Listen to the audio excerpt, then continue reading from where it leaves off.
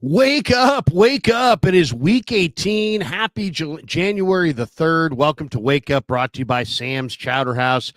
Damon and Larry back together on a Friday, getting you ready for Niners Cardinals. Let's go.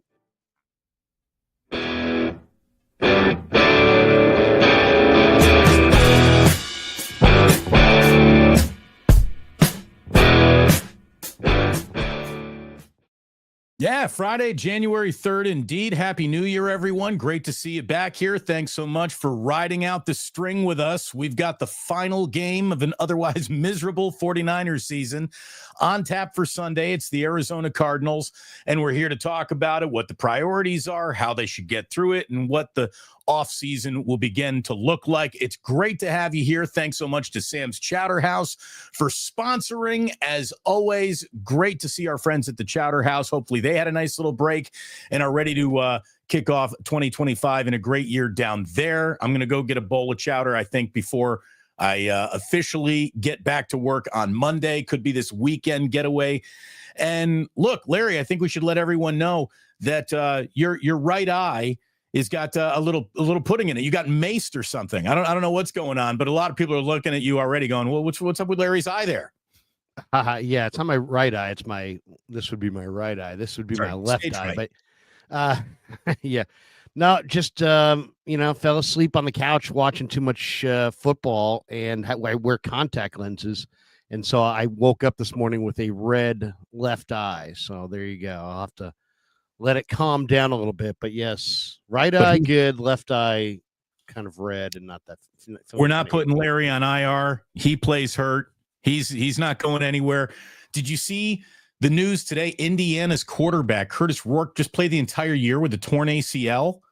Unbelievable. I mean, unbelievable. He's going to go in for ACL surgery now. So we play hurt here. And interesting day of football for sure. Let me just bring up the fact Indiana didn't lose to Ohio State nearly as bad as Oregon did, or lose to Notre Dame nearly as bad as Georgia did. So, it's a Kirk Herbstreit eat a dick Friday in the Damon Bruce house. That's for sure, Larry. I'm feeling good about that. I'll take the wins where we can get it. But here we go. It's the final game of the year for the 49ers. And I'm telling you, you're going to be able to hear players' tires screeching out of that parking lot. I think everyone's just looking forward to wrapping this one up as fast as possible, and mailing it in the final game of the year doesn't even sound like a bad idea to me. Like, I know, like, football, beat your chest, tough guy talk, blah, blah, blah, blah, blah. Just get everybody off the field healthy who matters in week one. For goodness sakes, we just did this last week with Brock Purdy. How did that go? Yeah, in fact, John Lynch was on KMBR this morning, and he said Brock's going to most likely miss this week, but no long-term issues. The UCL looks fine. That's what Shanahan said yesterday. And then today, John Lynch kind of echoed those sentiments on KMBR. He says it's really nothing more than like when you hit your funny bone. He did that, and when you get an NFL helmet in the wrong place, it irritated the nerves a little. He says... he said shortly thereafter,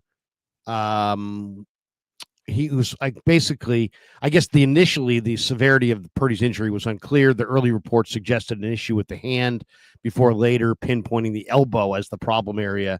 And then Lynch said, then shortly thereafter, he said, hey, he just got dinged on the elbow. It caused some numbness. And so everything's all right. Brock's going to be fine, and it's just a deal where it's got to quiet down. So Josh Dobbs getting a start. Josh Dobbs gets a start in week 18. But once again, I mean, it's like, I don't want to beat a dead horse, because at this point, it doesn't really matter. But a lot of people are like, oh, it's weak second guessing. No, it's not weak second guessing. We said it ahead of time that he probably shouldn't have been in there. The risk reward made no sense. What are you getting out of week 17 as opposed to what potentially could you have risked there? And it's not just like, well, football is rough and that, yeah, but you play at the odds all the time. All NFL head coaches all do is manage risk. So you manage risk all the time. And to me, I just felt like they were like, put risk aside and was just like, hey, 3 new starters back there. Who cares? We'll throw Brock out there. And then listening yesterday to the football hour, Tim Ryan suggested that maybe the Niners won't wind up extending Brock this offseason, that maybe they'll do other things first, and maybe put that off. So, we talked about it last night on the radio. I'm like, hey, do you want to extend Brock now? Do you want to extend Brock later? Or do you want to extend Brock never? And believe me, there are people in all three camps. Well, it really just depends on what camp, John Lynch, Kyle Shanahan, and Jed York are sitting in. That's the only camp that matters. Everything else is just noise around the topic. And I think that they'd be silly to do anything other than considering extending Brock Purdy without even kicking the tires on a guy like Tanner Mordecai. Again, what I want to see this week from the 49ers is pretty much the one thing I know I'm not going to see. I'm not going to see, Abnaconda. We're not going to see players who might benefit next season at the end of a lost season. And it really just, Kyle Shanahan's a really smart guy.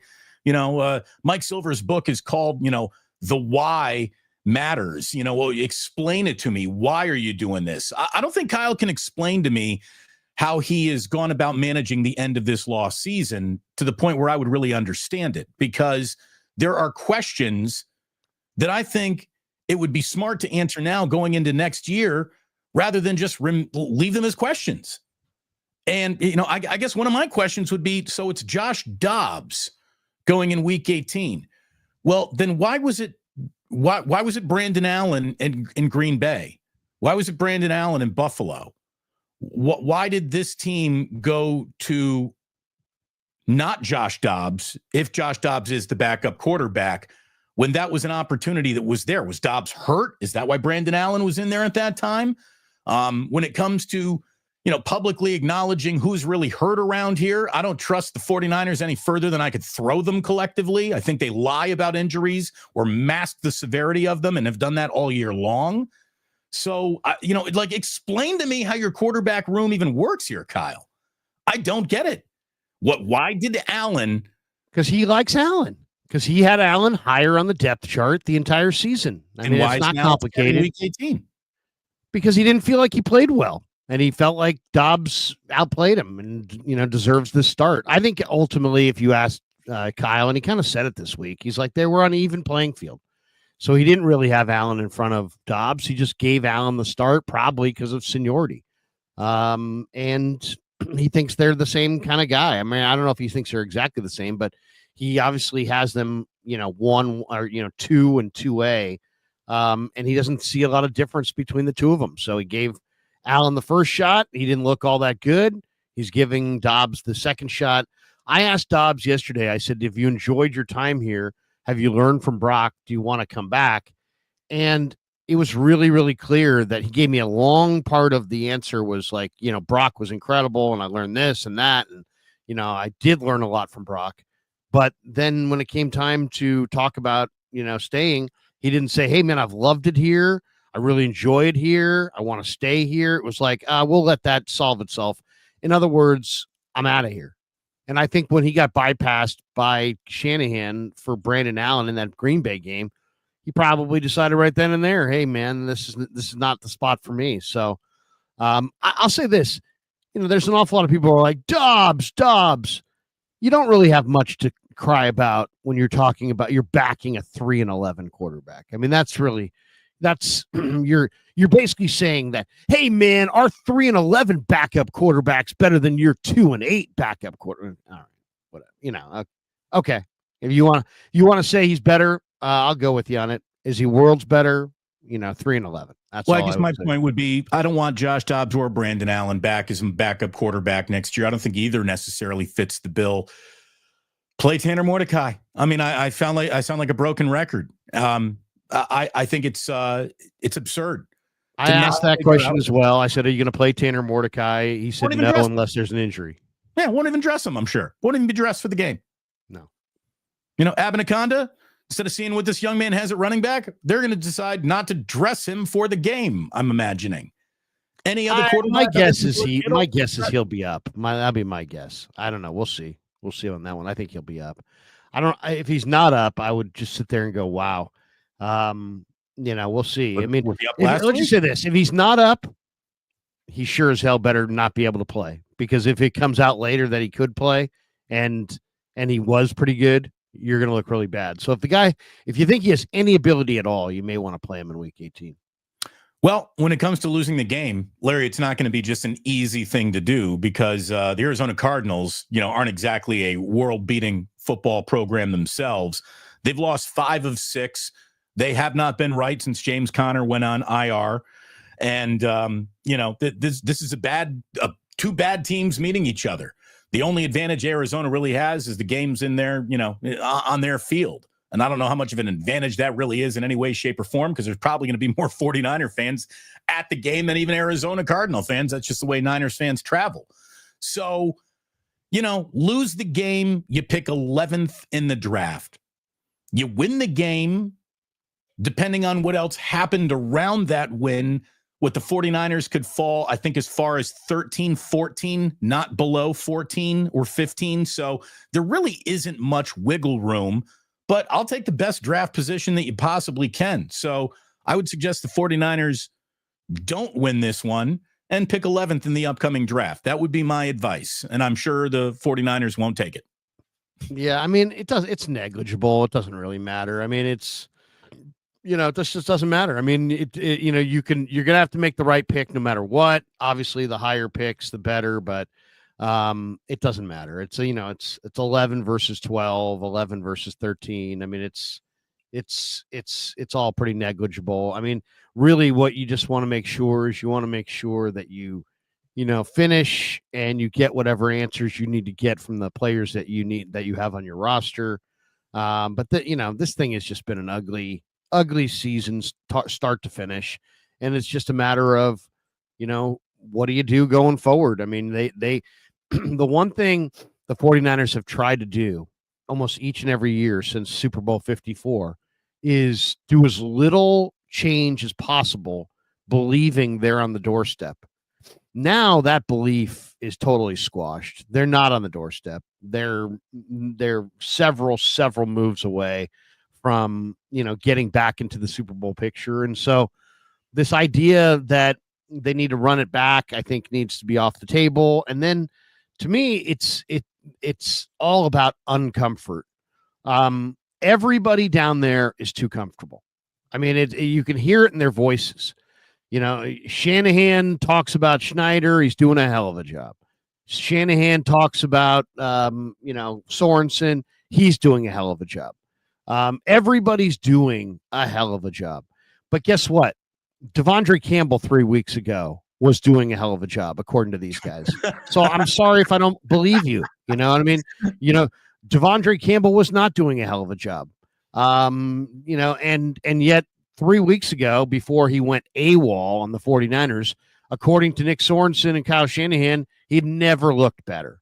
So sorry if I think they're all full of shit. I'm sorry. How do I know you're lying? Because I saw your lips moving. It's as simple as that. Look, and you're coming around, Larry. You're coming around. A few weeks ago, I called Shanahan a coward for. You can't call him a coward. That's ridiculous. You got all upset, and then that's a ridiculous statement. That guy. So that's a ridiculous statement.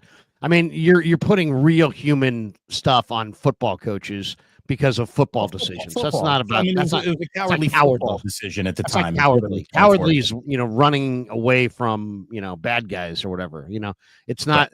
You're not cowardly because of the way you coach. Coward, Larry, is what I meant. I meant football coward. That was pretty obvious, I thought. Coward. Anyways, I'm glad you're starting to see that there is, not all is right in 49erville. That's for sure. Nobody said it was. I mean, they won 6 games. They were the inverse of what most of us thought. I thought they were going to be 11-6. They're 6-11. If you sit here after you predicted them to go 11-6, and they're 6-11 potentially here if they lose Sunday, and your take is that, hey man, nothing's wrong, then you're probably on the take. I mean, the Niners have got them right where they want them take, is pretty much garbage. I mean, that's just a garbage take. The reality is Shanahan, too comfortable. Brock Purdy, too comfortable. John Lynch, too comfortable. Players in the room, too comfortable. Everybody's too comfortable. Jed's too comfortable losing. He said it last year. Hey, I'm fine if we lose to the Lions in the NFC Championship game. That's not okay with me. John Lynch is a great face of the franchise, but he's too comfortable as well. They've had 20 missed picks in the first 3 rounds of the draft, or overall in his era. And in the draft, I looked it up this week. I couldn't believe it. The 49ers are in the 21, 22, and 23 drafts combined, went 2 for 12, and their only 2 hits were Jair Brown and Aaron Banks. The rest of them were misses in the first 3 rounds. There's 5 major reasons the 49ers are at where they're at. And the 5 major reasons are the DeForest Buckner, Javon Kinlaw disaster, where you traded away Buckner, drafted Kinlaw. That's number 1. The 21 draft is number 2, where you traded a bunch of picks for Trey Lance and then proceeded to take Trey Lance, Aaron Banks, Trey Sermon, Ambry Thomas with your first 4 picks. You had 4 picks in the top 102. You went 1 for 4, really 1 for 6 when you factor in the 2 picks additionally in future drafts that you traded for Lance. So you went 1 for 6 in 2021. You followed that up in 2022 with having 3 more picks inside the top 105 picks, and you took Drake Jackson, Ty Davis Price, Danny Gray. So you went 0 for 3 there. Now you're 1 for 9 in 21 and 22. Then you come to 23. You took Jair Brown, Jake Moody, and Cam Latu. You had 3 picks in the top 101. You went 1 for 3. So I'm counting 2 for 12 in the first 3 rounds with no stars, and the only hits are Jair Brown and Aaron Banks, neither of which is going to get a second contract with the 49ers. While you were doing that, Detroit in the same drafts landed Jahmyr Gibbs, Jack Campbell, Penei Sewell, Amon-Ra St. Brown, Jameson Williams, Kirby Joseph, Aiden Hutchinson, Sam Laporta, and Brian Branch. So you want to say, why are the Niners bad and the Lions are good? Because Brad Holmes has GM'd circles around John Lynch. So he needs to be less comfortable. That's just period. That I know everybody respects John, but that's a reality. They need help personnel-wise. Why do you think the Niners went so public with the, everybody's back, the leak to Mayoko that he went public with and saying, Lynch is back, Shanahan's back? Why do you think that there's a level of everything is fine around here that they're projecting so much? Because I agree with you, like, making guys uncomfortable is a good thing around a sports team. And they do seem a little bit too comfortable. And we both agree that Shanahan probably shouldn't go somewhere. How come it doesn't apply to John Lynch like that? Like, to me, John Lynch is the easy guy to subtract from the equation and put somebody else new in there. Well, first of all, did you see the game this weekend? I mean, as soon as the second pick came out, this is a game that meant nothing. The 49ers could have won that game 100-0, and they weren't going to the playoffs. Why is John Lynch in his box looking the most animated he's ever looked in a game that means absolutely nothing? Why are they playing this out like it meant something when everybody else knows it means nothing? I mean, it's a great question, really, right? Why is it that they're super fired up to beat the Lions and Cardinals when they're out of it, when they looked kind of lukewarm throughout the season at best? As they didn't. Where was this competitive, awesome fire? Earlier in the year, I didn't see week that. 3, week 5. Where was this desperation when Ayuk was holding out all summer? Where was this desperation when Trent Williams was holding out? I mean, this whole thing has just gone south for sure this year. But the other guy who needs to be felt to be made uncomfortable the most, I think, is the guy who needs it the most is Brock Purdy.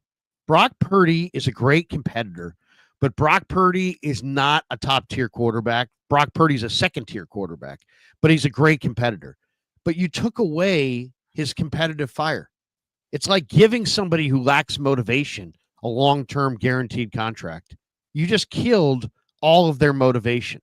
There's guys in the NBA, and you're like, dude, how come that guy can't make free throws? Ben Simmons, how come he can't shoot? Where's the motivation to go be in the gym all summer when you've got $147 million in the bank and it's all guaranteed and nobody can touch it?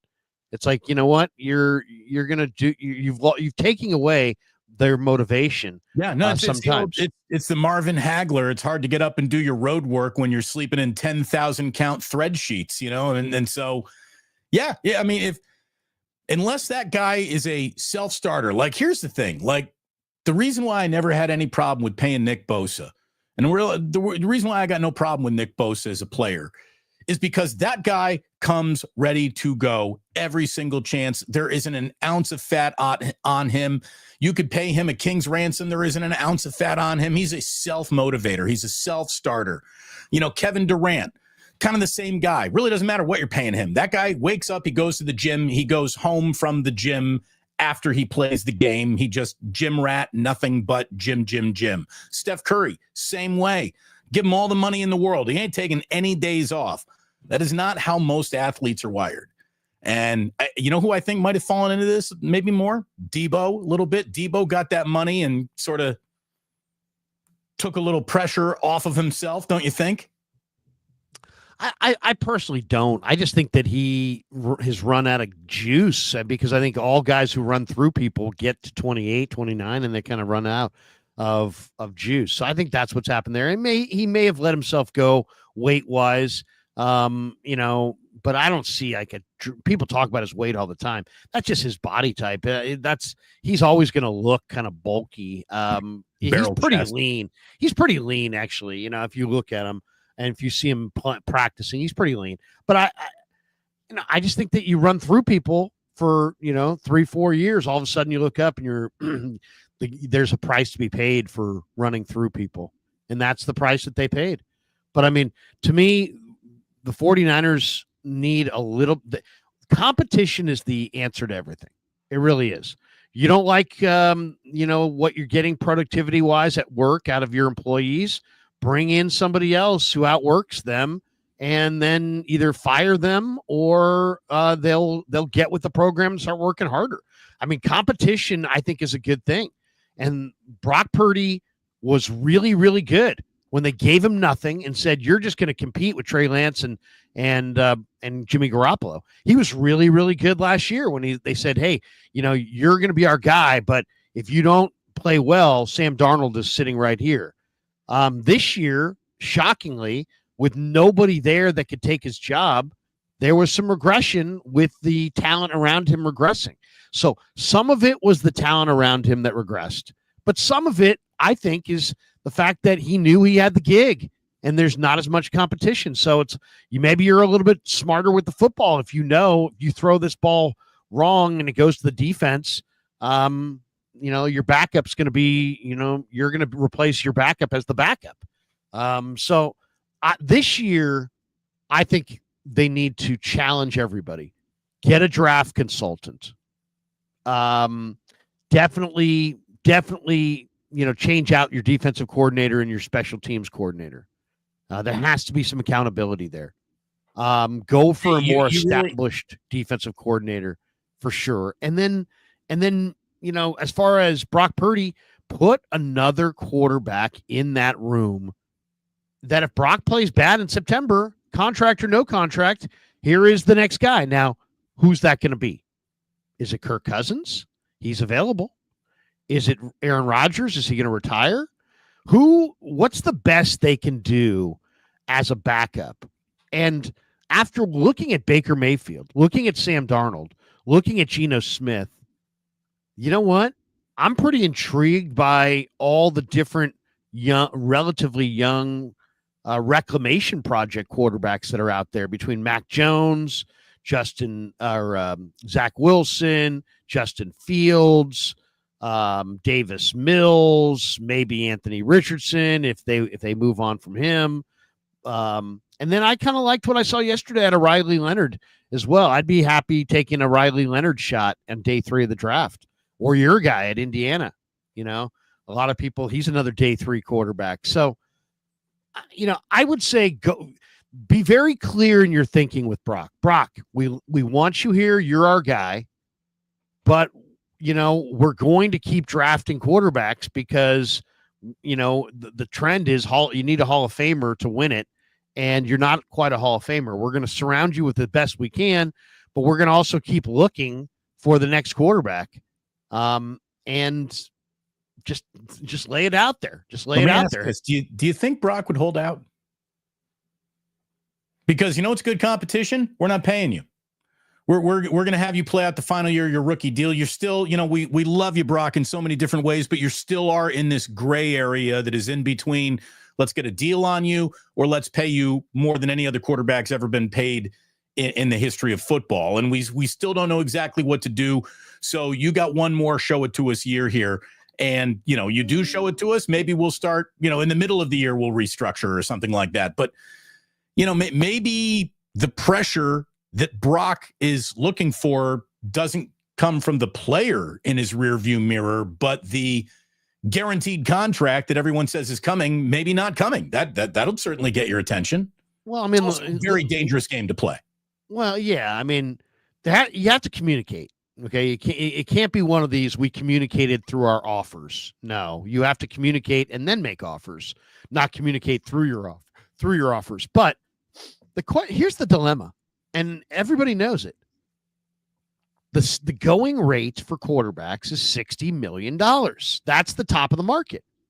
This guy's played really, really good football, and he deserves a contract extension. Now, if you want to make an argument he doesn't deserve $60 million, that's fine. But all these quarterbacks that have become free, all of these guys have signed for $50+ million. I mean, you're going to have a hard time arguing that he's not worth the same money that Tua's worth, or that he's not worth the same money that Hurts is worth. So that's the question is, what is his market? What is his rate? What do you pay him? The best quarterback in the world is Patrick Mahomes. He makes $45 million a year. Okay, that's one comparison. The going rate top of the mark quarterback right now is Dak Prescott at 60. So if you're trying to set new records, you're going north of 60. There's a whole slew of quarterbacks who sit between 50 and 60. None of those guys have won a Super Bowl, by the way. And then it's so here's how I would probably go about it. Brock, we want to sign you, but we have reservations based on the way the season went, both about our team and you. We're not blaming it all on you, certainly, but we have some reservations. If we're going to get into a big money long-term extension right now, we'd prefer it to be closer to 40-45 million. His agent's going to say, go fly a kite. And if I were the Niners, I think I would say, hey, look, how about this? If you want to sign now, let's sign in our neighborhood. If you want to wait and potentially go for your neighborhood, we can wait a year. But we don't want to go to your neighborhood with that level of a commitment right now based on the way things went. We want to, even though it was our stated goal to get you signed and you're absolutely our guy. I think this year proved that while you aren't a product of your weapons, you're going to be a whole lot more successful with a full complement of weapons. And nobody's as good without a good surrounding cast. And I think the same way Mahomes took 45 and is allowing the Chiefs to build around him, we'd like you to take something in that neighborhood so we can build around you. We don't think we can build as good a team if you're at $60 million. This is why lay it out there and see, would he rather wait and go and gamble on himself and take a risk and go for broke? Is he all about the top of the scale, or is he all about getting that Super Bowl ring and settling on a more palatable number? So I think that's the way you play it. And Tim Ryan said it yesterday on the Football Hour with Greg Papa. He's like, he said, from what I'm hearing, they, may not get the contract done with Brock this year, that it may be a next year type thing. They may ask him they may try to put it off largely because of what we just described. Not to interrupt, but why the hell come out 2 weeks ago and say this is our top priority? This is why you need to stop saying things into microphones, 49ers. Like, why go publicly with we're definitely get it done? Like, keep your own counsel. You don't have to share your innermost thoughts with every single question you get asked. Like, I don't understand why the Niners Didn't play their cards a little bit closer to the vest. Yeah, why paint yourself into a corner? Because if you want to get out of it, you look like you look like you don't know what you're doing, or you're backtracking, or you're reacting you're overreacting to the latest thing, and you've got recency bias. I mean, I think they like him and want him as their guy as long as they can get him at a reasonable price. Both John Lynch and Kyle Shanahan are living in different zip codes, if not for Brock Purdy. They damn well better like him. He saved both of their asses. Right. Saved them. So they should like him an awful lot. Yeah. But he could also be the vehicle which flushes their careers too. If he gets a mega extension and, regresses, doesn't work out, whatever, a million things can go wrong during a contract. Look, I think Brock deserves to be paid. He's already given his hometown discount and what he's been paid in the first few years of his career here. I would just like to see, guaranteed money carry the day more than years or terms or annual average value. And then you can always convert that guaranteed money and mess around with it and manipulate it, massage it, however you want throughout the remainder of his. I mean, remember, Patrick Mahomes signed the richest deal ever, and not even a few years later, he's not even a 10th highest paid quarterback because he restructured and he took all that guaranteed money and rejiggered it to the point where it's not affecting the cap as dramatically. Purdy can still sign a mega deal right now and only have it count 10, 12 million towards the cap next year if it's done right. And this is what Parag does. Parag does these deals. So there's a way it's going to be one of those things and make it make sense. I hope they find the right way to do it. It's going to be one of these contracts. And Dieter made this prediction last night, and I kind of agree with him. It's going to be one of these contracts that people are going to lose their mind over because it's going to be a big number. And then it's going to be, but they've got an out after this year, and they've got an out after this year, and the club is protected. And that would be my guess. My guess, it's going to be one of those win-win. The agent wins in the eyes of his client. The client wins in the eyes of the public. He's got, $65 million AAV. And people are like, what? $65 million AAV. But then when you look closer at the contract, you're going to see that there's outs and ways to get out of it and protections and this and that. So that's my guess is how it's going to go. We're probably all going to sit there and go, if it's anything north of 55 million, I think there's going to be an awful lot of people going, what?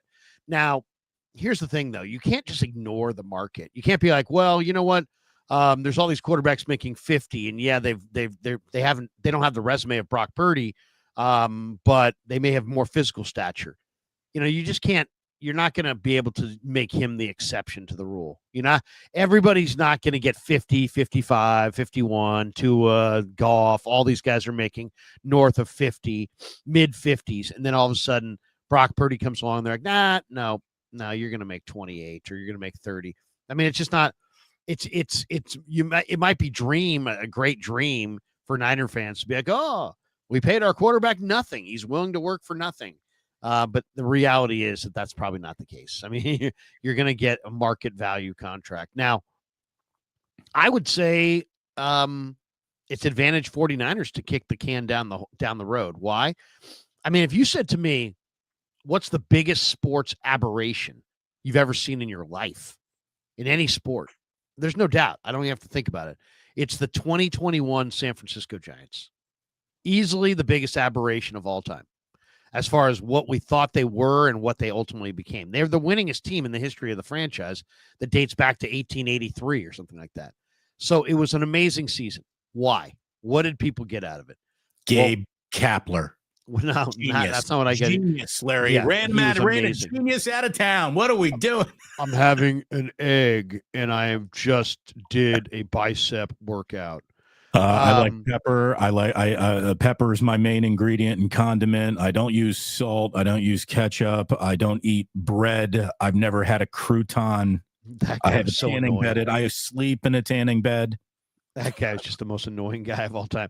But no, they had 19 guys on their 25-man roster who were basically either free agents or their contract was up at the end of the year. So that's what happened. I mean, they had they had so much motivation. They had so many guys who had the carrot dangled. So I get no problem. It's always advantage team when you dangle the carrot. Competition has made this country. Competition is what's going to make the 49ers go get another quarterback so that Brock plays better. Go get another personnel evaluator so that John Lynch evaluates better. Go get another defensive coordinator so that the defense plays better. Don't, go get more competition. Make Brock Purdy earn it another year if you can. Competition's a good thing. I mean, there's no question about it. It's a good thing. So more competition, no matter what you pay Brock Purdy. I don't care if you pay him a lot or you pay him a little. You got to have somebody else there that can do the job.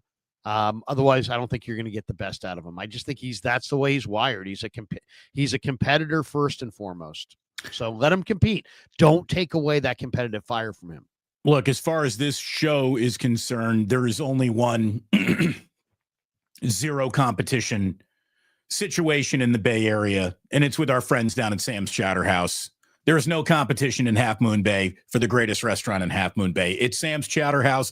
It's one of the great restaurants in the entire state of California. You got to get the lobster roll, the paella, the cioppino. It is all fantastic. We thank Sam's for sponsoring us. They've been an incredible sponsor for the entirety of the regular season. And we hope that Paul and Julie will want to come with us into the off season, Larry, as we talk about what this show looks like and how we're going to be bringing this show to people.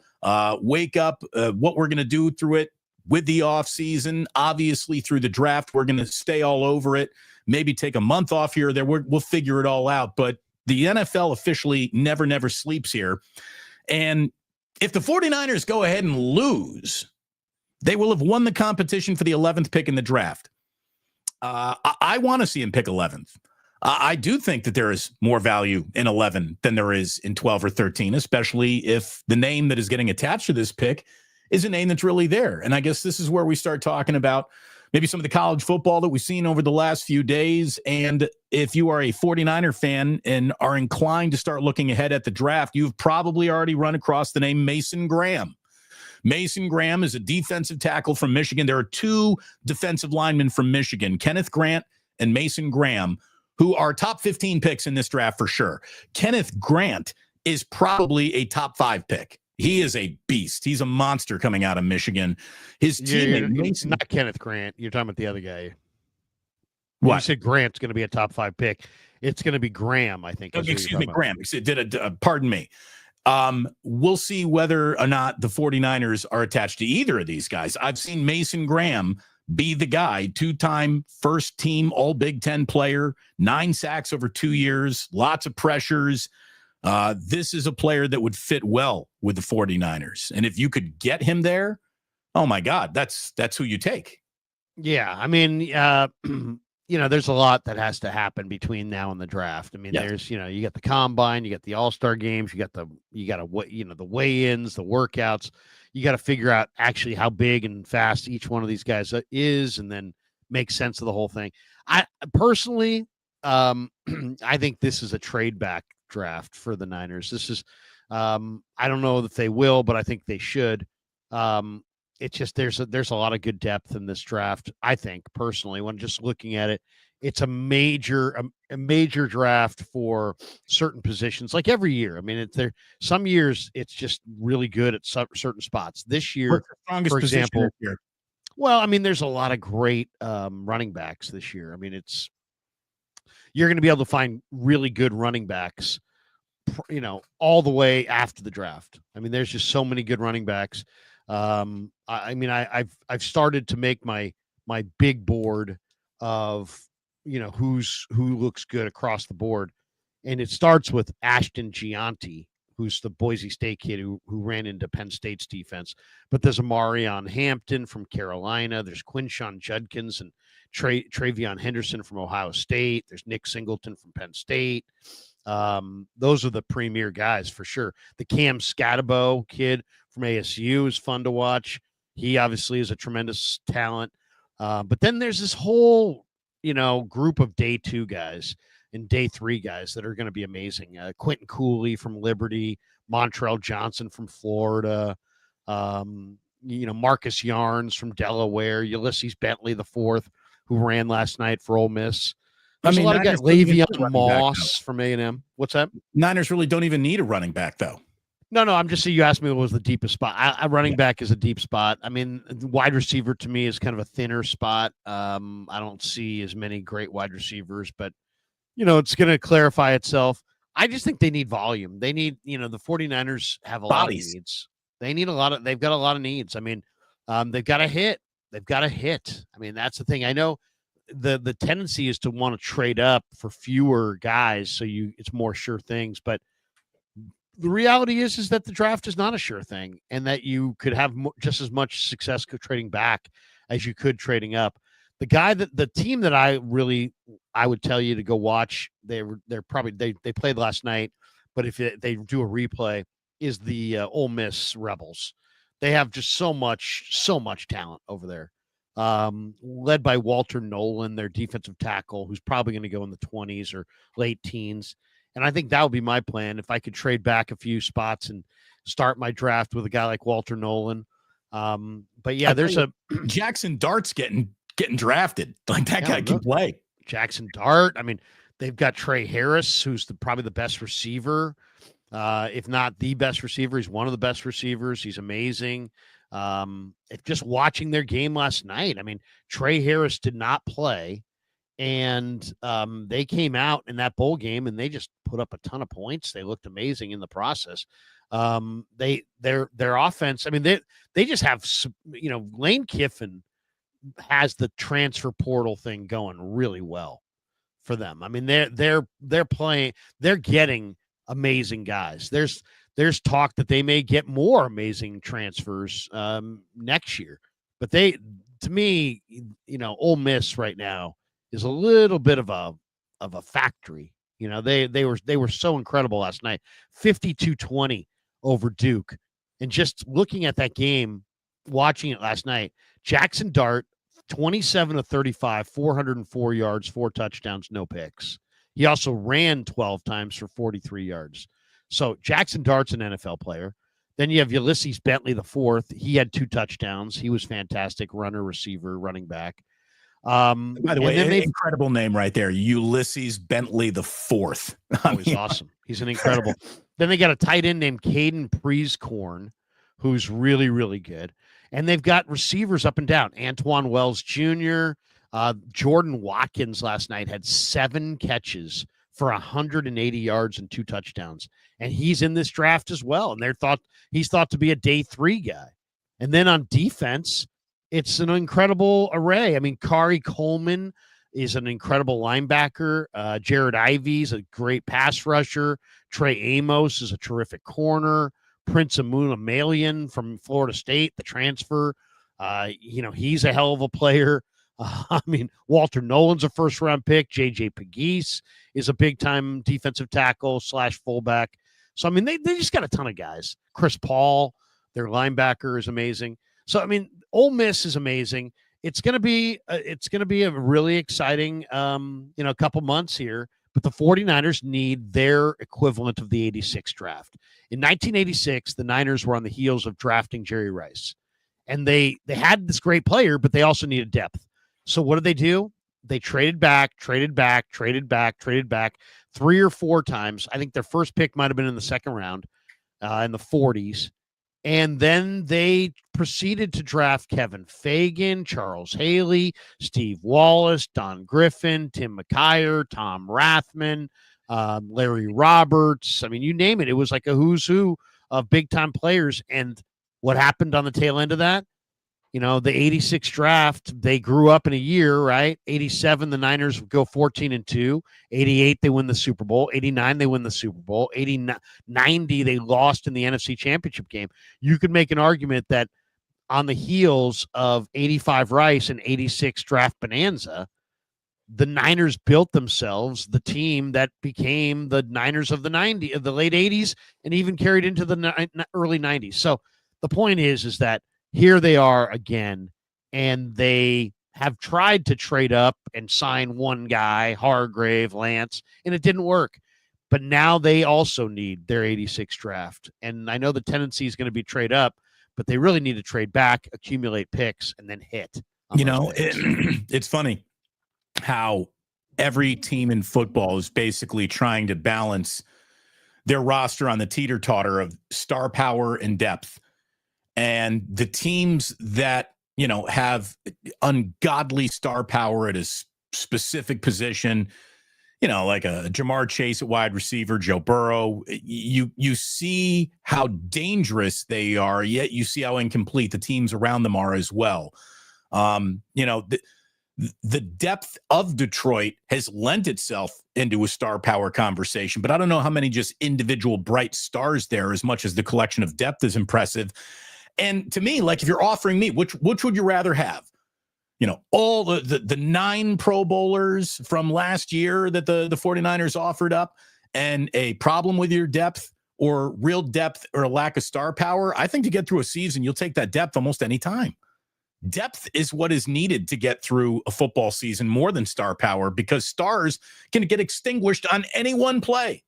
I mean, it's a sport of did you survive the day?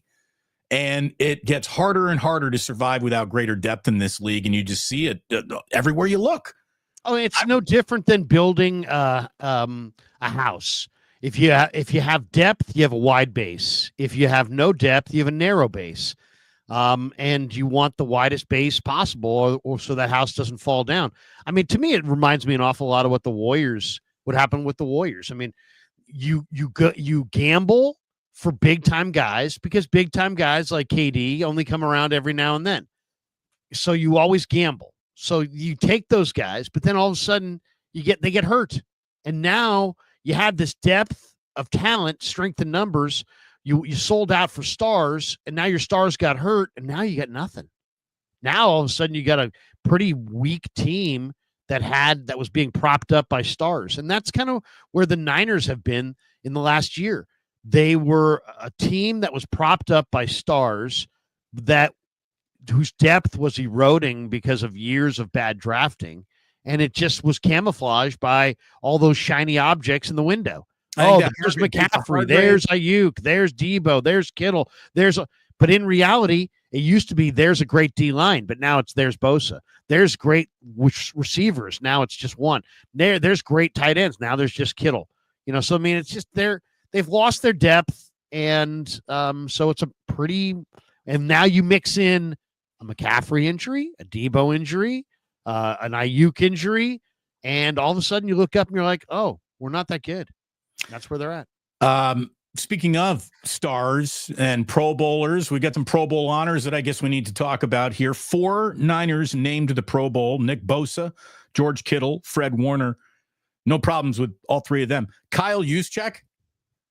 Has a Pro Bowler ever done less to help a team through a season than what Kyle Juszczyk just gave the 49ers? That's okay. You want to have Kyle Juszczyk as your Pro Bowl fullback? Sure. Why not? I think he was a waste of space all year long. Brock Purdy, Trent Williams, Leonard Floyd, and Diamador Lenore have been selected as alternates. I know Lenore's a little chap that he didn't get nominated to the team itself proper. I would agree with him there too. I would have Diamador Lenore maybe even in front of Fred Warner at this point. And I'm the biggest Fred Warner fan. But it's not. It's about what corner is less deserving. Right. I know. But I think that Lenore was just one of the best 49ers all year. Trent Williams as a Pro Bowl alternate, I wouldn't even bother. I don't think he even deserves that. When he was out there, he was all right at best. He wasn't certainly dominating Trent Williams, and he's been hard to find this year. Lots of reasons why, of course. Leonard Floyd, sure. Purdy, sure. Okay, as alternates, but I mean, the Pro Bowl just doesn't even need to be played. Just name the guys. Well, it isn't played. Right. It's not played. I mean, once again, this is also a big part of the Niners' problem. Last year, they had 9 Pro Bowler starters, I think, and 13 with the alternates. This year, they have 4 Pro Bowl starters and 8 with the alternates. So their top level talent is eroding, and they don't have the depth to back it up or to rise to the occasion. Their issue, the whole Pro Bowl thing, Patrick Mahomes didn't make the Pro Bowl? Really? I mean, Patrick Mahomes is not one of the 3 best quarterbacks in the AFC. He's the best quarterback in the world. They're 15-1. I don't give a crap what his stats look like. Watch the games. They're 15-1. Oh, the Larry, job is to win the game. This guy wins the game every single week. He's got to be a Pro Bowler. I mean, I realize, who do you take Lamar off? Do you take Joe Burrow off? Do you take Josh Allen? I get it, right? I mean, there's some great players there. But how do you not make the best quarterback, the 2-time reigning Super Bowl champion, who's 15-1? How do you not get him in there? He's got to be there, man. I honestly think that he should get MVP consideration. Of course. I mean, the only reason why we're not is because the NBA decided, well, we can't give this thing to Michael Jordan every year, so we'll give one to Karl Malone, and we'll give one to Charles Barkley, and we'll give one to, but it was every year that Michael Jordan was in the NBA, he was the MVP of the league. And it's the same thing for Patrick Mahomes. He's the best player in the league, but not by a little either. Not by just he's a little bit better than Josh Allen. No, he dominates. This is the ultimate year for the MVP debate. If you love the MVP debate, this is your year. You have a Saquon Barkley who's not a quarterback, but he's having a phenomenal season that's worthy of MVP status for sure. I mean, how could it not be? He's on the verge of taking down a record that Eric Dickerson set in 1984. I was 14. I mean, my God, that's got to be, worthy of the MVP. Then you have Josh Allen, who's been the best quarterback this year, I think, in a lot of ways, as far as the way he's played the position. Then there's Lamar. I don't know where the Ravens would be without Lamar. Then you have Mahomes, who literally is the best quarterback, and his team's 15-1. I don't know what more he could do. Though people say, well, there's some statistical negatives to his resume. And then there's Joe Burrow, who's on a team that's not very good, but he's put up the numbers. So it's like, this is the year where whatever your criterion is for the Hall of Fame, you could literally make an argument for every one of those guys. And it's like, what is the Hall of Fame? Or what is the Hall of Fame? What is the MVP? Is it the best stats? Then it's Joe Burrow. Is it the best player on the best team? Then it's Patrick Mahomes. Is it the best statistical year on a winning team? Then it's Josh Allen. Right. Is it the guy who means the most to his team? Then it's Lamar. Or is it the guy who had the best season, regardless of position? And then it's Saquon Barkley. Right. So I mean, it's like this is the year where whatever your reasoning is, you could literally. I mean, right. I guess the question is this: would you rather, if it came down to the best stats on a not good team, Burrow, versus the best player that we know on a 15-1 team, like, does the team record matter a little, a lot, or all? You know what I mean? I don't know what to say. How do you define value? Yeah. I mean, it's MVP. We know the M is easy to figure out. The P is easy to figure out, but that V in the middle can be debated for as many hours as there are in the day. How do you define value? Right. It's great sports talk radio. It is. I mean, who would you go with? Because I love the year that Burrow's had, but I gotta go with Mahomes. I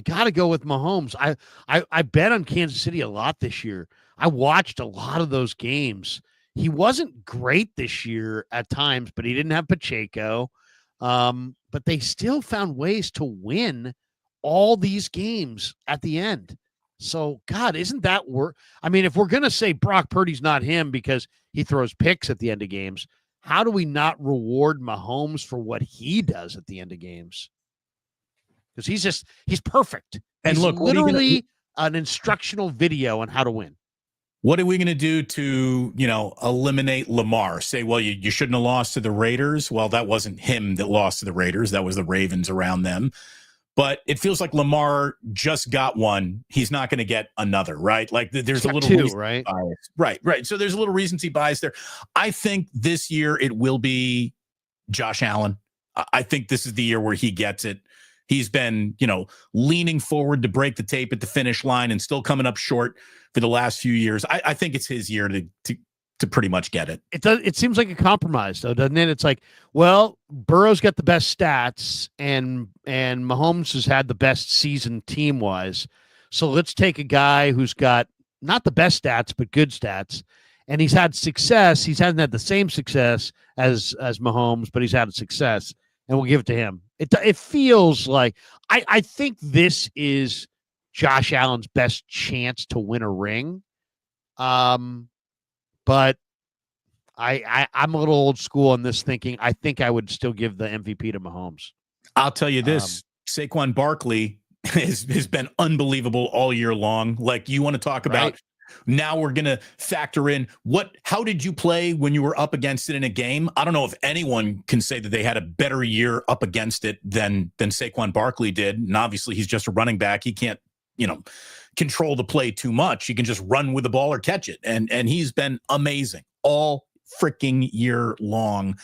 And I think that is an Eagles team that, almost went out of its way to trash its own season with some dissent. And he just was the steady Eddie drumbeat of, I got this, guys, that the Eagles have been leaning into all year. But again, was he that much better this year yardage wise than McCaffrey was last year from a touchdown standpoint? I don't know. Christian McCaffrey had one of the all-time touchdown scoring seasons in NFL history last year. So I think Barkley gets eliminated just because it's a quarterback's award now. We know that, and that's just the way it's going to behave. I think it's going to be Josh Allen. I think it's going to be Josh Allen. And here's the thing. The guy that they do pick for it, like, I'm not going to have a problem with it. There's going to be arguments for the other guys, but the guys that ends up getting it, even if you do give it to Joe Burrow, like, what are you going to do other than shrug and say, yeah, okay, you can make an argument that he deserved it. I just look at Mahomes. Somebody's like, Mahomes had a terrible year. What? How can you say that? He had a terrible year. He did not have a terrible year. I was the Niner game. The Niner game was the only game where he had more interceptions, I believe, than touchdowns. He had two picks that day, and he didn't throw a touchdown. And still, they beat the 49ers in San Francisco by 10. So I don't know. I mean, come on, you win all the games. They lost their only loss all year was at Buffalo. I don't know, man. Mahomes. I don't know. You want to say Mahomes hasn't had a vintage Mahomes year. That's right. One thing, but to say he had a bad year, I don't know. I mean, there was nowhere really to go but down for him. And as his statistics dipped, the Chiefs have just put together the best regular season in the history of their franchise. So, I'll take that year. I'll take that year every year. I mean, are you kidding me? I mean, come on. Then this guy's like, hey, Mahomes has the best head coach, play caller, defense, and defensive coordinator. Well, technically, the head coach and the play caller are the same, but you made them seem like two different guys.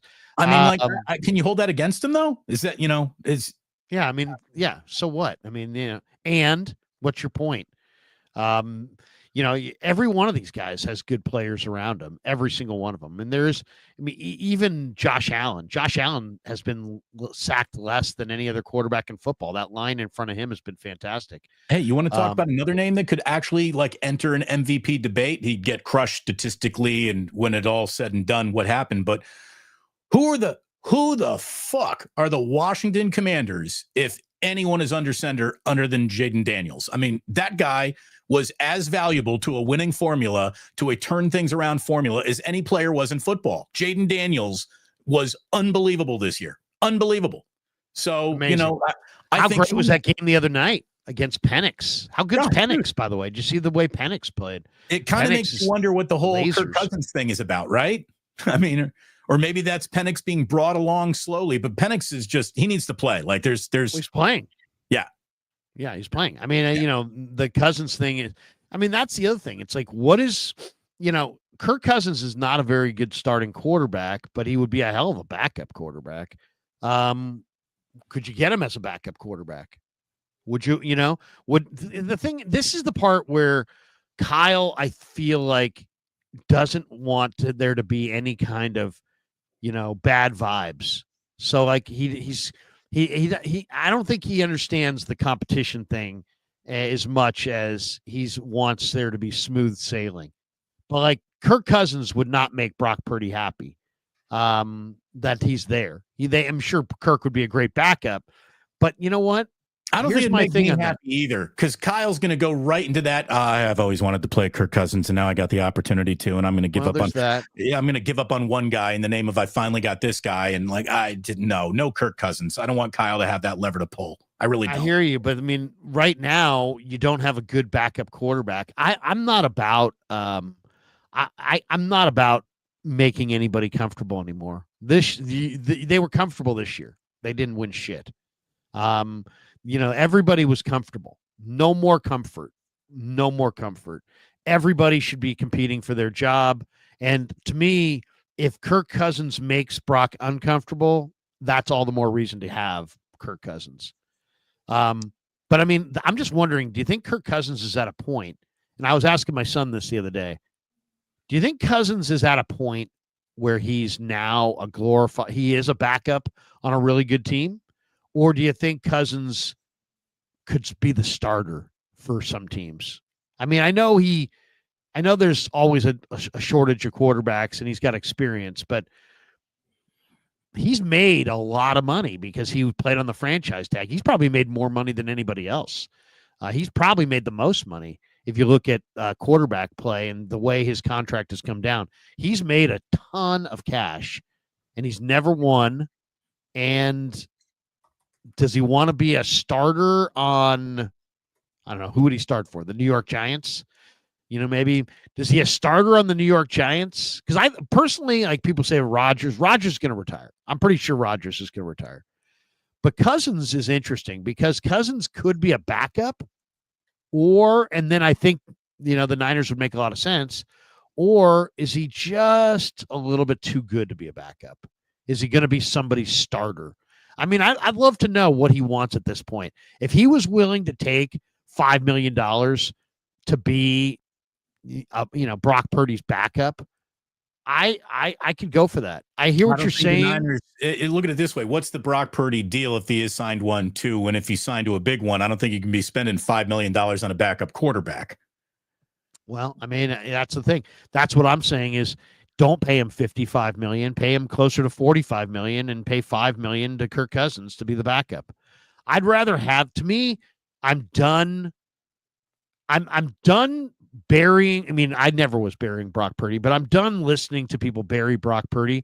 And I don't think. I don't think that they should dump Brock Purdy, but I also don't think that they should go forward with him without having competition in that room. You got to have competition. Because this year without it, he regressed. And part of it is because he knew he had the job. I know it is. And if he didn't know he had the job, he would, everybody plays better when they will lose their job if they don't.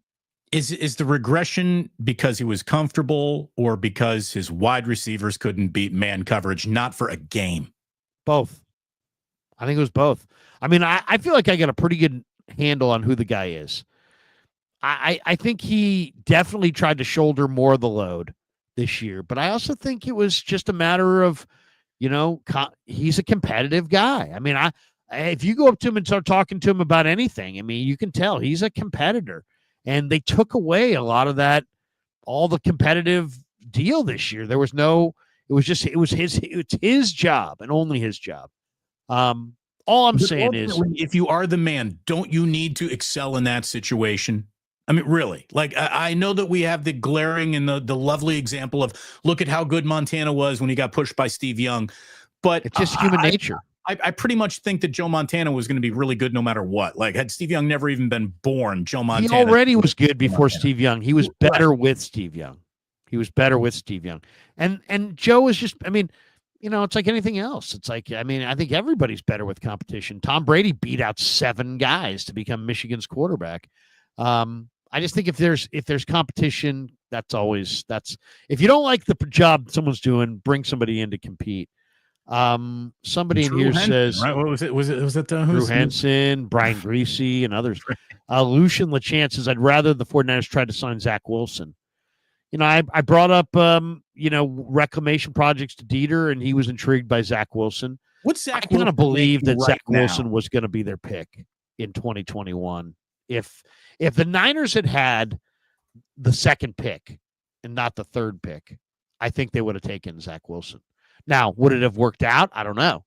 But I really believe that that's who they wanted. All right, so Zach Wilson will hit the market totally Ali Oxenfree in terms of whatever you might paying him. He's making $5.45 million. It's the final year of his fully guaranteed contract. So Wilson will be hitting the market for whatever he can make. Probably right about that. Zach Wilson at $3 million as a backup. Let's talk. Or $5 million even. I mean, he's probably, the backup quarterbacks are, 5 to 10 million. I would have liked to have seen Tanner Mordecai do something to make me think, hey, maybe you can bring him back as a guy in the room, and let's find out this final week of the regular season, which is a totally lost week. But again, he's probably not going to even dress for the fucking game. And how about this? How about you go for a reclamation project quarterback like a Zach Wilson or a Mac Jones or a Fields or somebody like that? Somebody who's better than Dobbs, better than Brandon Allen. And then you bring back Tanner Mordecai. And on day 3 of the draft, you draft a guy like Riley Leonard.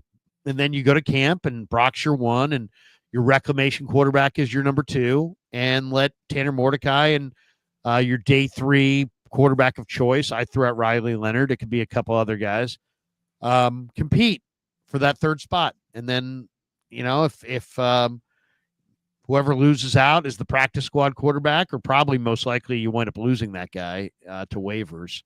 But yeah, that's how I'd structure the room next year. Give me Brock. Give me one,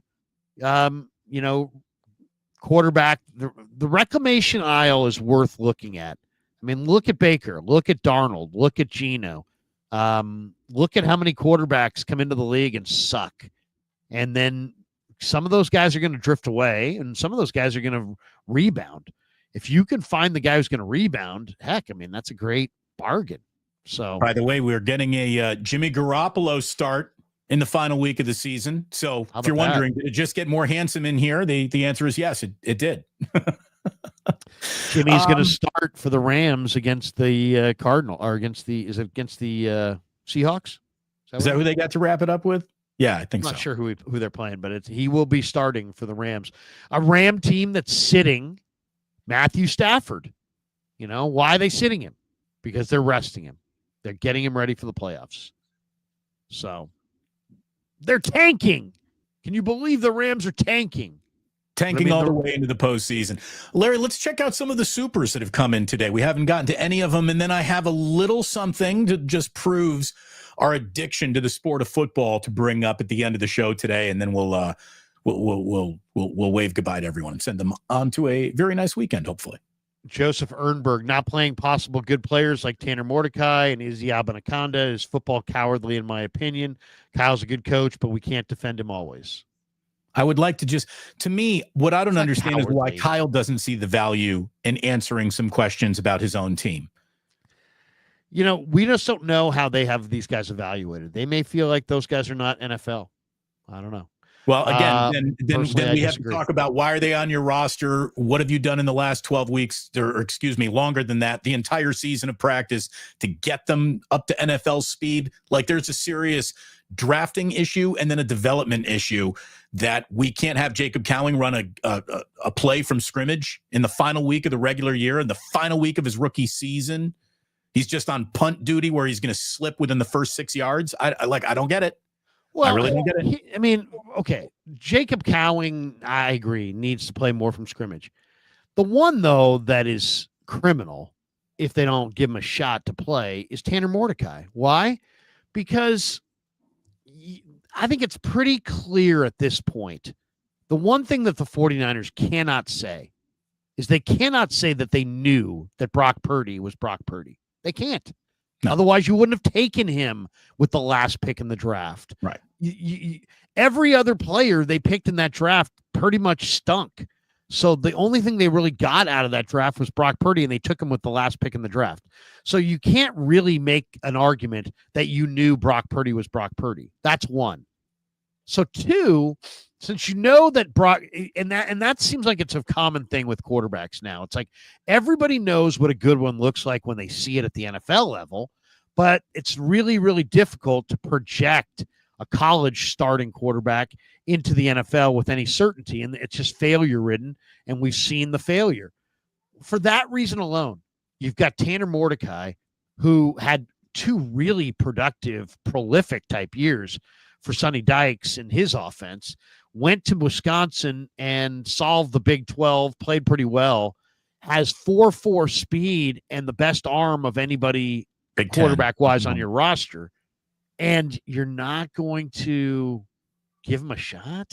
You're not going to give him a look, even though if you hadn't given Brock a look, would Brock be Brock right now?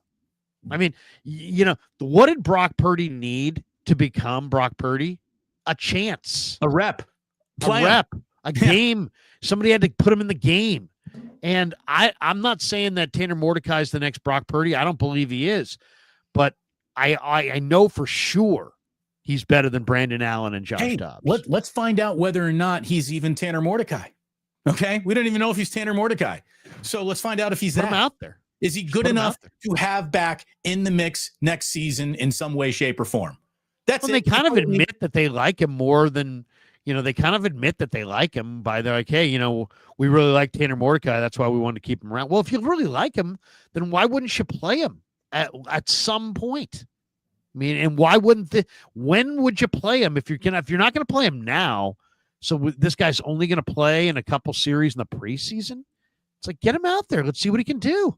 I mean, you didn't invest anything in him. It's like, it's amazing to me, really, Damon, when you think about it. It's a free lottery ticket. If somebody hands you a free lottery ticket, do you want it? Fuck yeah, you want it. Right.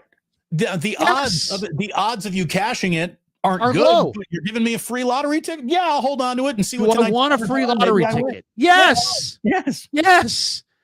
And you show me the person who, when asked, do you want a free lottery ticket, says, nah.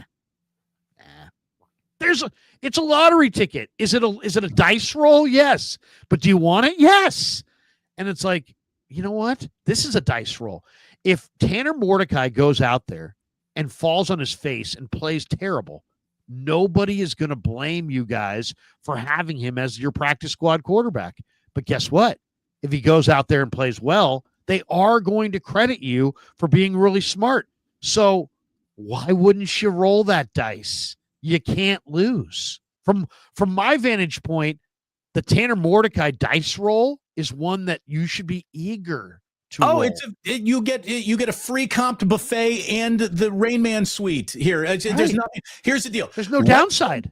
Let's say you play Tanner Mordecai and you lose. Great. That's actually the best thing that could happen to your football team in this last week anyway. So losing is fine, Kyle. Losing is fine. Or he goes out and he really plays well, and now you got a little something to think about next year. You're right. There is no losing. Either way, it's snake eyes. You win. Right. You win. And if he goes to Arizona and out of nowhere, it was unbelievable. He threw for 310 yards and 3 touchdowns, and they won. Guess what? You now have a piece that you can trade. And you don't have to go after Andy Dalton for $4 million or Zach Wilson for $5 million because you can go with Tanner Mordecai for the league minimum. How about that? Yeah, you go ahead. How about this? Maybe the player that you then trade because Mordecai was that impressive is Brock Purdy. It just opens up a world of options that without even exploring it, don't feel like they're available. What if he was? First of all, people are sitting there going, well, you guys are crazy. Was it crazy to think that Brock Purdy could be good? Yeah, it was, but he was. So yeah, it might be a long shot, and we're talking about a long shot, but Brock Purdy was a long shot, and you hit on it. And if you wound up hitting on Tanner Mordecai, it's a long shot, but let's just say he actually has the goods. Damon's totally right. You could turn around and trade Brock Purdy probably for a decent draft haul, and now you're that far ahead. Here's the one thing that we all got to keep as our operational system here. Nobody knows anything. Nobody knows anything. Shanahan, Lynch, Vince Lombardi, John Madden, Mel Larry Kiper. Krueger, Damon Bruce. No one knows anything until the player actually goes out and plays. Right. Let's see the player play, and that way we might know something. Right now, we know nothing. So I'd rather Lamar know was the last quarterback taken in the first round the year he came out. If he was redrafted, he would have been the first quarterback. Kevin Woods would also. Thank you for being a member for 12 months. So I started memberships about a year ago, and we got a lot of people coming up on a year of memberships. That is a wonderful way to support my channel, to support any YouTube channel, to become a member. I know, Larry, you have a lot, and thank you very much, Kevin. Kevin says, would also be nice for the 49ers to trade back and restock assets, allows flexibility in team building. Eagles have been kings of stocking and using assets. Yeah, Howie Roseman has done a nice job. Say whatever you want about Howie Roseman. He's done a nice job. Who's saying anything negative about Howie Roseman? Well, there have been a lot of people that have ripped Howie Roseman and been critical of him. They ripped Santa Claus, But I mean, he's done a really nice job. I mean, think about it. Last year in the playoffs, they could not stop Tampa to save their life. They had a bad offensive coordinator, a bad defensive coordinator, and a disastrous, non-existent pass defense. Here we are a year later. They got the number 1 D. They took Mekhi Becton from bomb as a tackle in New York to star at right guard for the Eagles. They have this big physical offensive line. They added Saquon Barkley. They brought in Vic Fangio. They brought in Kellen Moore. Suddenly, they don't have bad coordinators. Suddenly, they don't have a bad defense. Suddenly, they're a Super Bowl contender again. And I think they're going. I think it's going to be Eagles in the NFC. Rico XXX. Drop. Oops. Hold on. He says, went to Sam's Chowder House. Lobster roll is the bomb. Awesome, yes. Rico. Glad you had a great lunch or dinner. Glad to hear it. Fuji Simeon says, Larry, SI versus SH Bruce Mahoney game is coming to Chase Center. I did see that. That's going to be interesting. Will the SH fans be able to get through the metal detectors? Rob Iman says, if I'm Jed, I would have Brian Greasy be Kyle's OC in 2025 and have Greasy work with Purdy and allow Greasy to override Kyle at times. Greasy may not even be here. He's rumored to be the new OC at Michigan. So we'll see if Greasy's even here.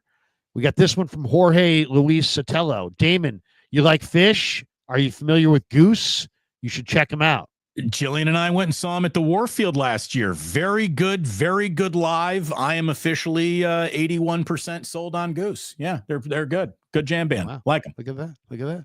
Fuji Simeon, the guy who emceed at the Warrior home games, is an SH alum and called out SI Kittens in promoting the Bruce Mahoney Boo SI and SH Reardon fight song better than SI fight song because it's short and simple. And are we saying Franco Finn? Flows.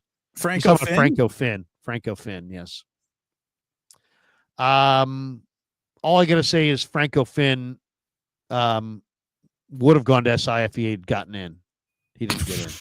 I will say this about Franco Finn too. You won't meet a nicer guy in your entire life. Well, he's like one of the nicest guys ever. Oh, he's a great guy. He's a great guy. But Franco, you would have gone to SI if you had gotten in. Lorenzo Gonzalez, Cousins is a seasoned stat stuffer only. Move on. Are you talking about DeMarcus? Fuji Simeon 13 says, if Zach Wilson comes, players better hide their moms. Hey, all I can tell you is that he picked out a hot blonde. I mean, you can say what you want about banging your mom's friend, but when your mom's friend is a dime, is it really embarrassing? I don't know. Did he bang her? Did she bang him? Nathan McFadden, can we get one more in-season honest rant on Brendel? How about this, Larry? How about this for a little bit of an idea, though, to just shake up this offensive line? What about kicking Pooney out to right tackle and asking McKivitz to play right guard? It's not crazy. Pooney can play a lot of spots. I think Pooney's better at guard. I think McKivitz is best as a sixth offensive lineman on a championship team. I think they're, the Niners, a lot of people are Niners need to rebuild the entire O-line. I think they do need to get a couple guys in this draft for sure. A tackle, a center. My favorite two players in this draft, offensive line wise, Anthony Belton, who's a gigantic tackle from NC State, probably slated to go in the 3rd round. Really like Anthony Belton. And then center wise, there's a guy named Marcus Lair who plays at Montana State, and I think he's going to be a Pro Bowl center, and he's going to be a day 3 pick. Really, really like Marcus Lair. Saw him in a couple of the games earlier this year, and he's kind of like a Jason Kelsey, who also was like a 6th round pick. Just just kind of a a little bit shorter, maybe but a little tough, super tough. This guy played tackle. He can play center. I think his best spot center. He's a little short armed, but he's a brawler and a tough guy. Really like that guy. Blood Moon says Chase and Cone really say Sirianni. Did Chase and Cone really say Sirianni's better than Kyle Shanahan? I don't believe so. I would say. I mean, no. it's not the year to make the argument otherwise, right? Yeah, I thought Chase was arguing that Kyle was better than Sirianni, but I could have gotten that wrong. All right, so we've got all these supers. We'll get this one from Dusty Ghosts. Larry doesn't need to be pushed. Well, no, but competition's a good thing. I've always believed in that. If you really don't like what you're getting in your company, go bring in some competition. If you don't like what you're getting in any aspect of life, bring in some competition. Competition will, iron sharpens iron. By the way, thanks to Alex Simon over at SF Gate for the nice article about us and a few other people who have left radio for greater fortunes on YouTube. Very nice little article about us over the weekend, Larry. Really? Did not see that. I'll forward it to you as soon as we're done. Yeah. What's the genesis of the piece? That can't be just you and I. Hey, these radio guys are still thriving on YouTube, and YouTube is more relevant to sports talk than radio is these days. So it's I'll forward it to you. Yeah. Wow. It's amazing. It really is amazing.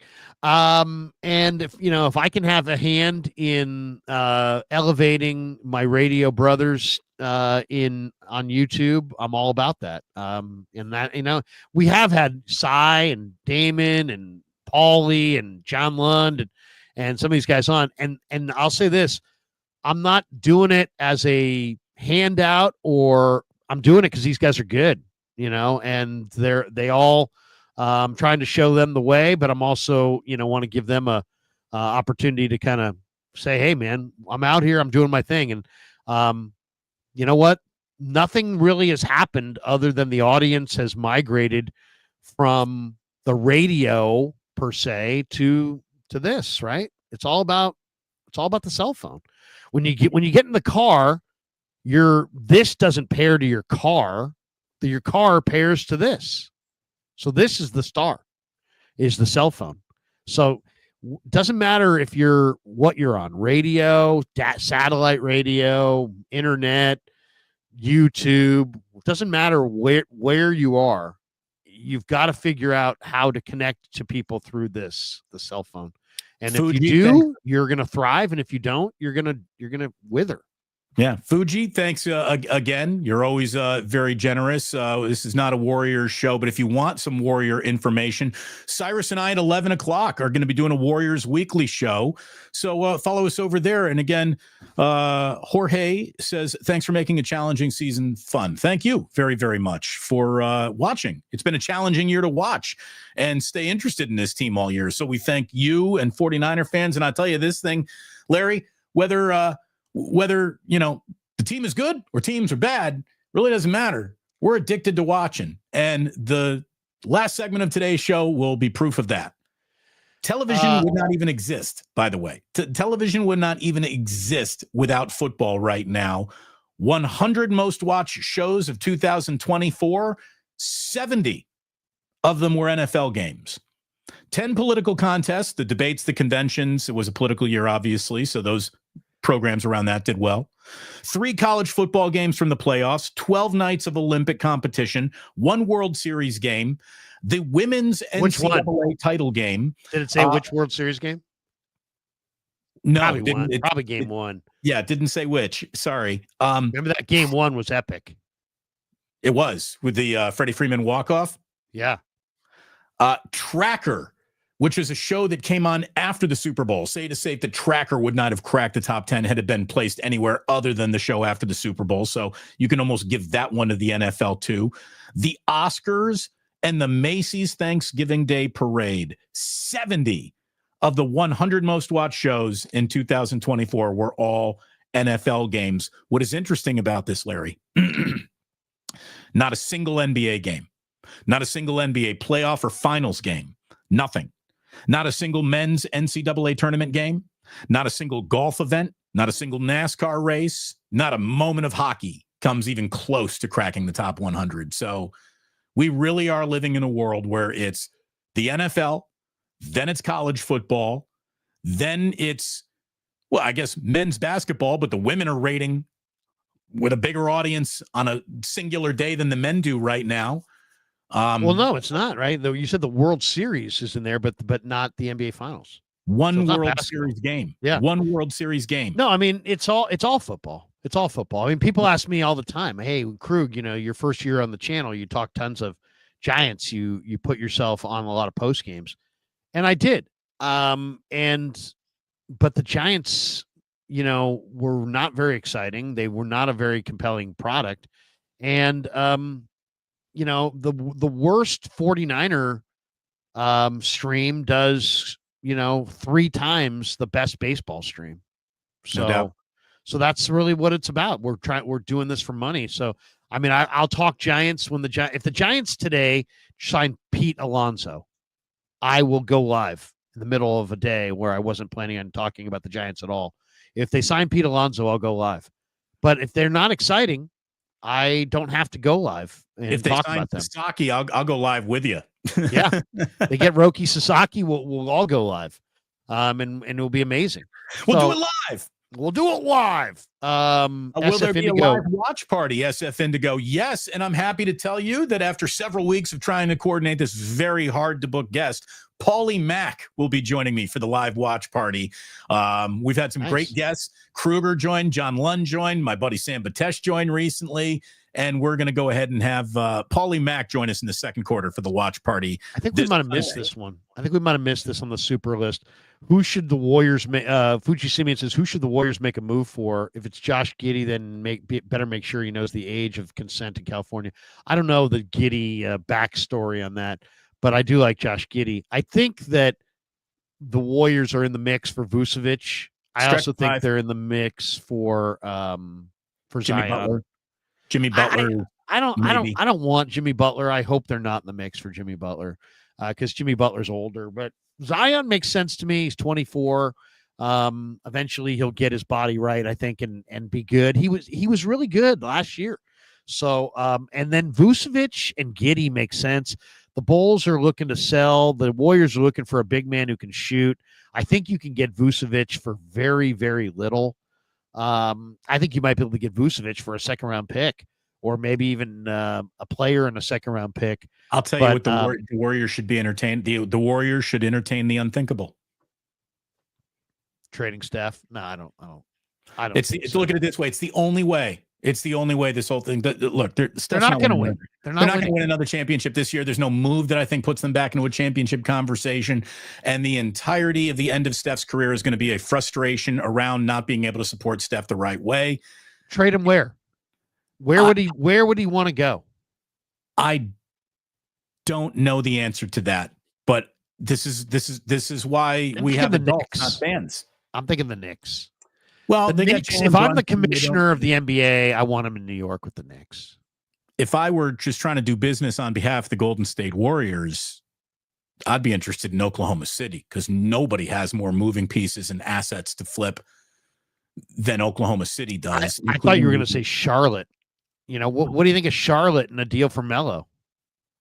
No, probably not. You should have drafted instead of James Harden for Steph. Wouldn't that be something? Look, it's not going to happen. No one's got the balls to do it, but it's something that maybe needs to be talked about. That's all.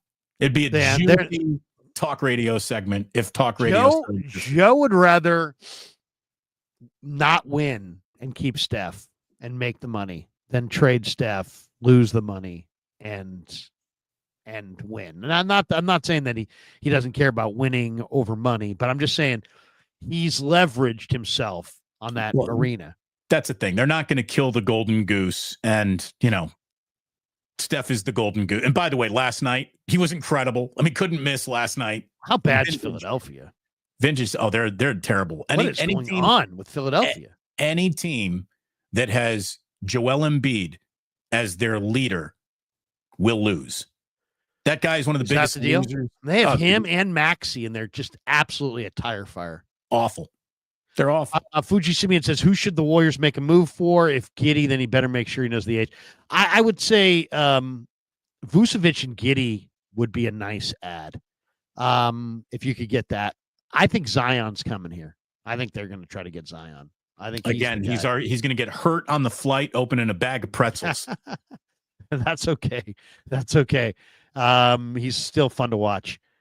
Let's see here. Where do we at the end here? I think, do we have any more supers? Fun to watch. I hope everyone had fun watching this one today.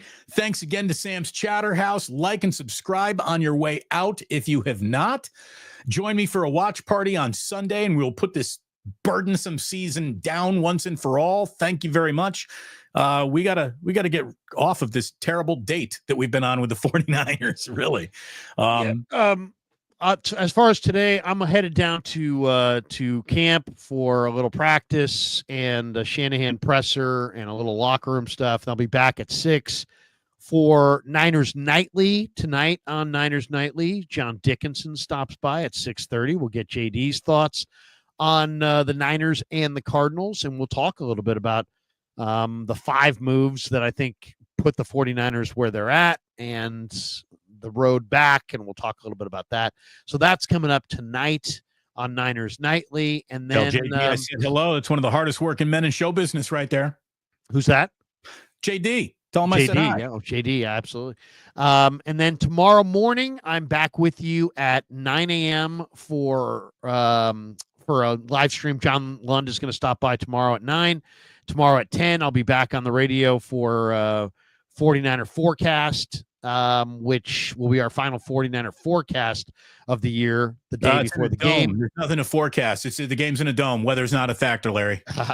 And then Sunday, of course, join me on the post, and on the Krueger show in the post, and we will talk Niners, Cardinals, Kev, and everybody will be in the house. So look forward to that.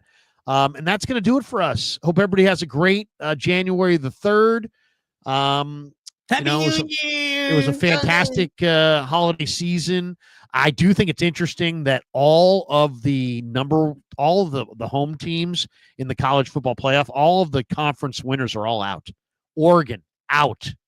It was amazing watching Oregon getting blasted by Ohio State this weekend.